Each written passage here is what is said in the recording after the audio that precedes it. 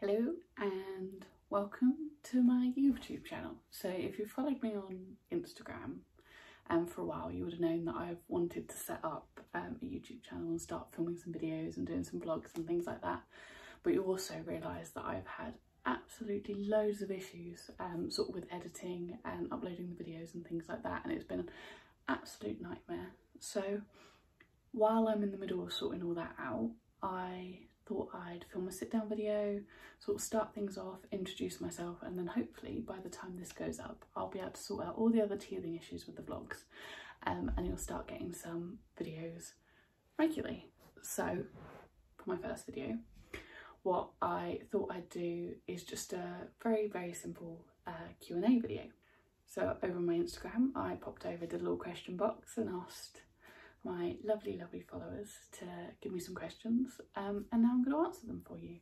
I'm not sure what this is going to be like, so I really hope that you stick along for the whole thing, and if you've got any feedback I'd really greatly appreciate it. So let's get started.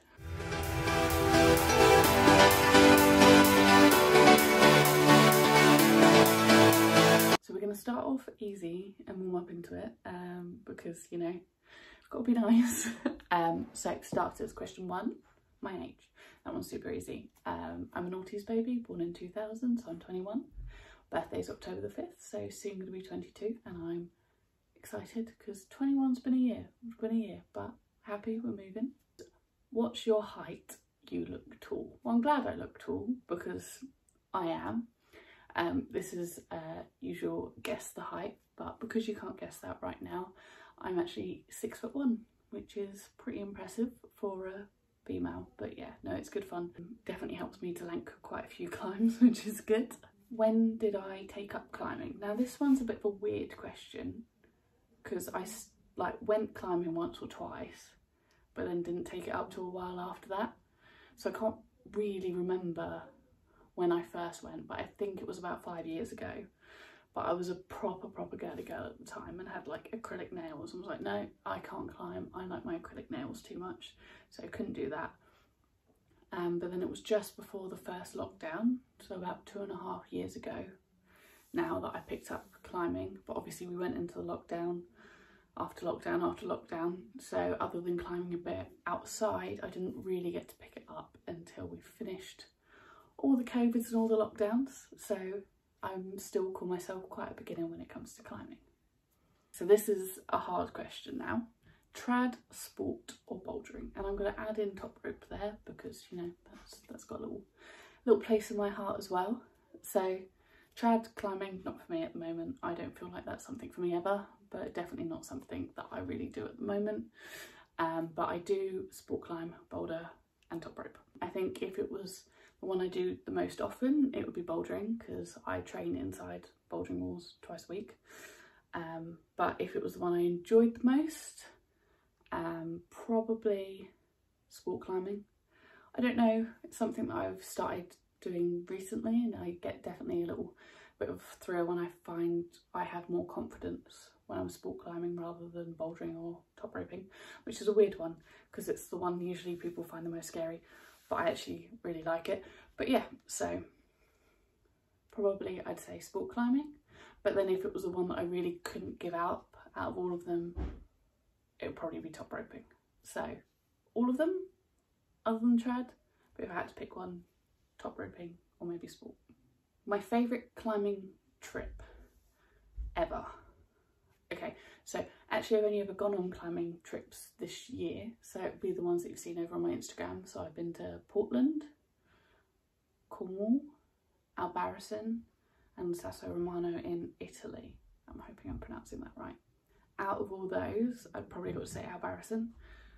I just went with a massive group of people that I loved, and we had a really fun time climbing. It was my first proper sort of abroad climbing trip, which I absolutely loved. So I'd say that one. And also I just love Spain and the weather, so that was great. But also climbing style wise and the quality of the climbing, I'd probably say Sasso Romano.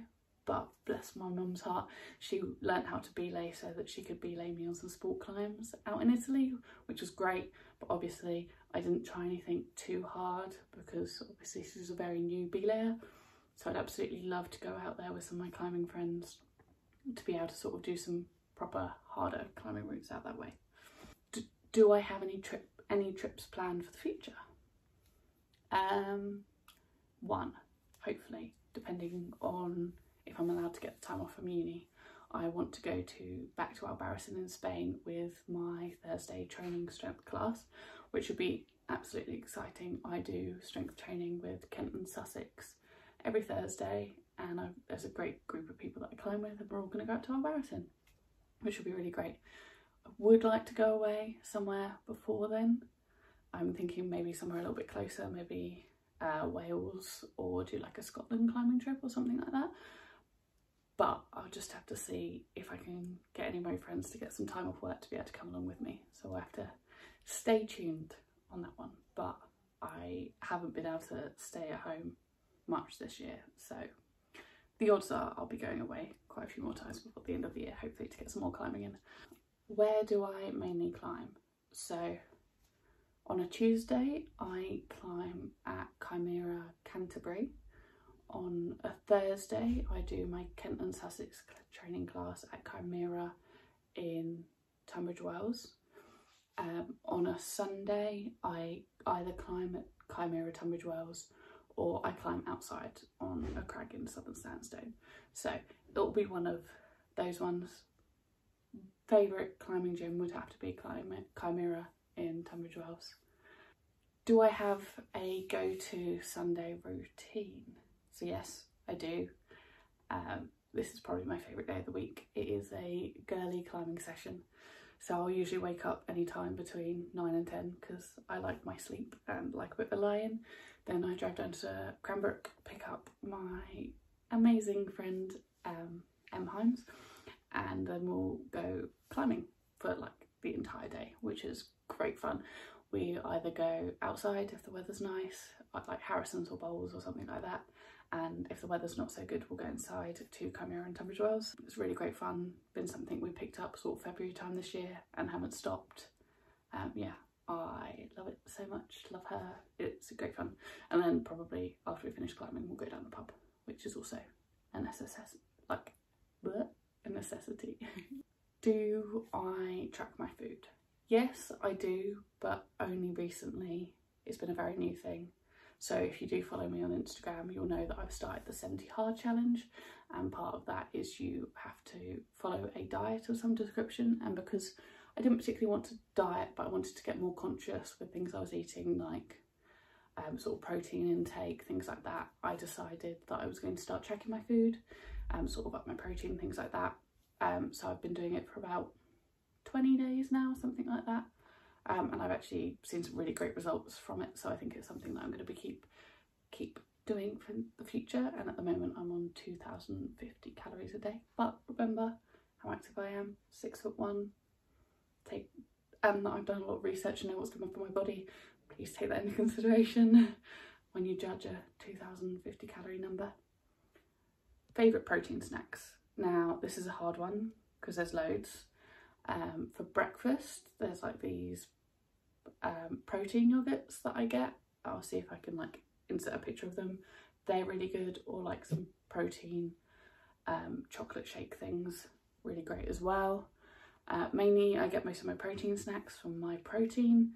So they've got like their layered protein bars and their cookies, which I think are my two favourites, and also the protein crispy bites and their wafers are all fucking incredible. I love all of them so much. Also another one, but it's a bit of a splurge because it's quite expensive, but is the mint chocolate builder bars.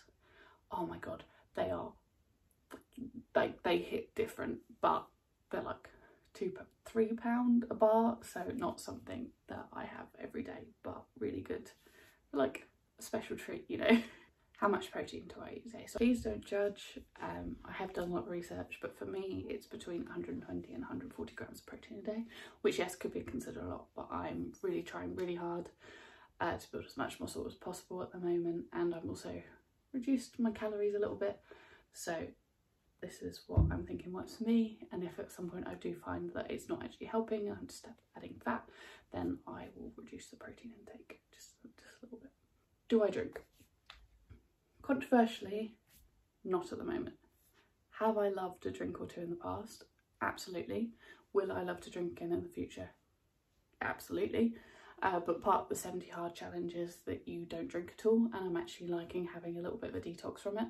I was getting to the stage where sometimes I could drink everyone under the table. I'd be like drinking really hard, like all good, like I'm 6'1". It's quite common that you can put your alcohol away.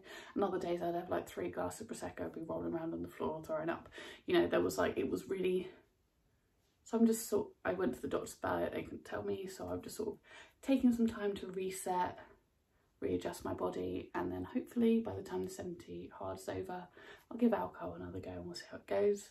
I still go out, still have a good time. I'm just on a cranberry juice or like a lime squash or something like that.